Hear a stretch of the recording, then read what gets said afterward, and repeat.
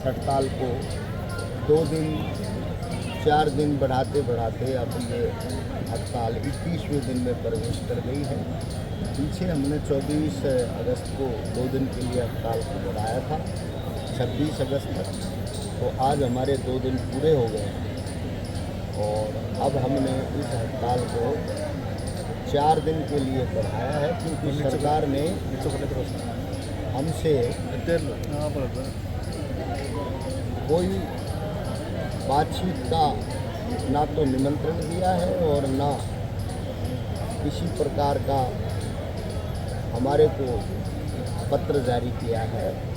और सरकार ने पिछले 3 दिनों में पुलिसिया दमन हमारे ऊपर किया है। हमारी माता बहनों को पुलिस कर्मचारियों द्वारा बाल पकड़ करके खींचना, उनको मारना और उनको जबरन बसों में भर करके अवैध रूप से बंदी बनाना और जबरन सफाई करना और सफाई कर्मचारियों को बदनाम करने के लिए भारतीय जनता पार्टी द्वारा सुनियोजित षड्यंत्र किया जा रहा है। और भाजपा अकेले सत्ता में अपने दम पर नहीं आई। पूरा देश जानता है कि भाजपा का जो पेरेंट संगठन है वो आरएसएस है और आरएसएस के बहुत सारे अन्य शाखाएं संगठन हैं। वो सभी लोग सफाई कर्मचारियों के इस आंदोलन को बदनाम करने में लगे हुए हैं और वो कह रहे हैं कि सफाई कर्मचारियों को पक्का कर दिया तो ये काम नहीं करेंगे, तो फिर अन्य जो ग्रुप डी है, ग्रुप सी है, ग्रुप बी है, ग्रुप ए है, इनकी भर्ती क्यों कर रहे हैं? क्या ये सारे लोग ईमानदारी से काम करते हैं?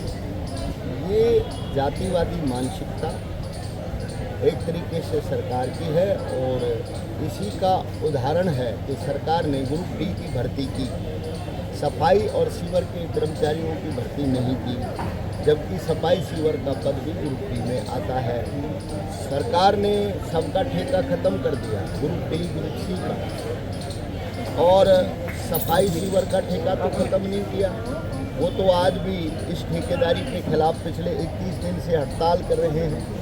सरकार ने 2014 में हमें पक्का करने का वायदा किया था लिखित रूप से अपने चुनावी घोषणा पत्र में, 12.5 साल बाद पूरा नहीं किया, इसलिए सफाई कर्मचारी हड़ताल पर हैं। हमारी मांग नहीं बल्कि ठेका ख़त्म करना, पक्की भर्ती करना तो एक तरीके से लिटिगेशन है, भेदभाव है, उसको दूर करने की हम बात कर रहे हैं। और पक्का करने की मांग सरकार द्वारा हमारे को आश्वस्त किया गया था, उसको पूरा करने की हम बात कर रहे हैं। और सरकार अगर भेदभाव को दूर करने पर भी तैयार नहीं है तो फिर हमारे सामने अब हड़ताल के अतिरिक्त कोई दूसरा उपाय नहीं है और अब सरकार को हमारी मांगों पर गंभीरता दिखाते हुए उनका समाधान करना चाहिए। प्रधान जी, सरकार तो अक्सर कह रही है कि 14 मांगे थी, 14 में से 13 मांगे मान ली गई हैं, सिर्फ एक मांग रह गई है, वो भी लीगल किसी रीज़न की वजह से रह रही है। तो 13 मांगे उन्होंने कहा कि मान लिया, तो उसके बाद भी आपकी हड़ताल जारी है लगातार। ये सफ़ेद झूठ है। पहले तो जो सरकार बोल रही है ना, तो सरकार अपना खुद का तालमेल और सुर मिला ले। उनके सामाजिक न्याय अधिकारिता मंत्री इन मांगों के प्रति कुछ अलग बयान देते हैं। जो शहरी स्थानीय निकाय मंत्री हैं और वो लगातार हड़ताली कर्मचारियों से दूरी बनाए हुए हैं, जिनका काम बनता है कि हड़ताल को समाप्त करने के लिए वो बातचीत करें।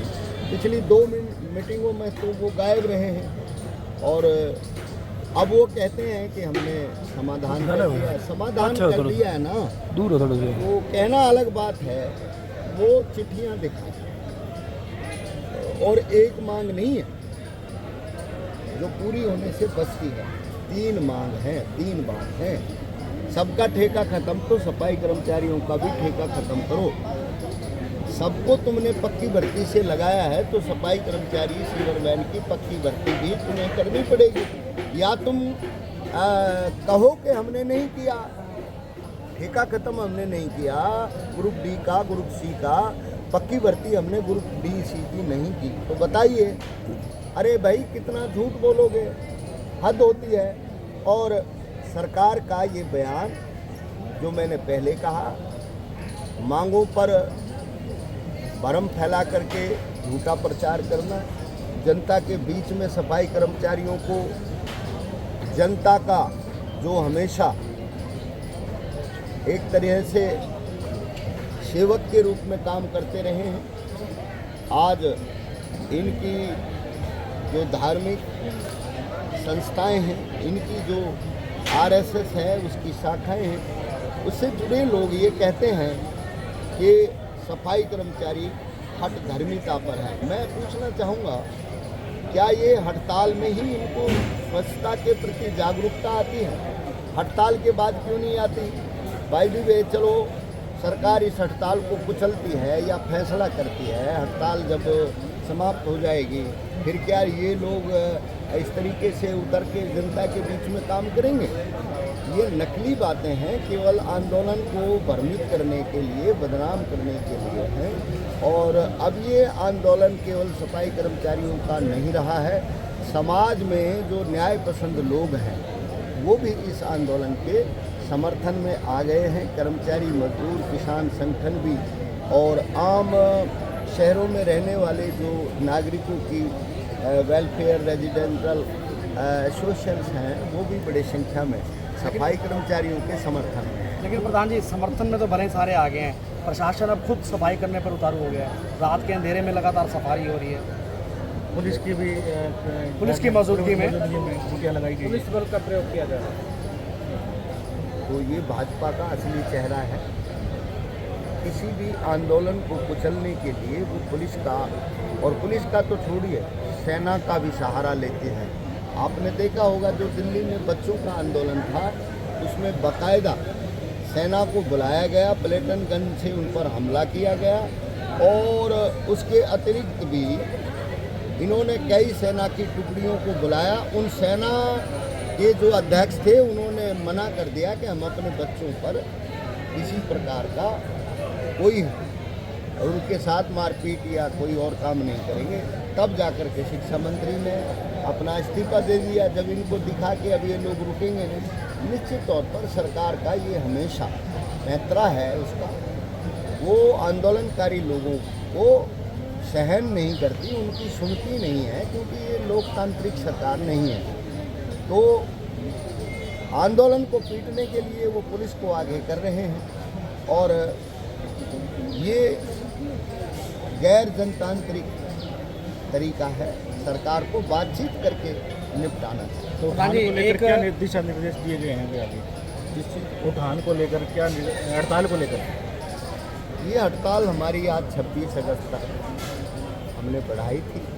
अब हमने इसको 30 अगस्त तक 4 दिन के लिए और बढ़ा दिया है, क्योंकि सरकार ने हमसे बातचीत करने का कोई कदम अभी तक नहीं उठाया है, और हमने अब इसको 30 अगस्त तक बढ़ा दिया। प्रधान जी, एक अंतिम सवाल जनता का लेना चाहूँगा।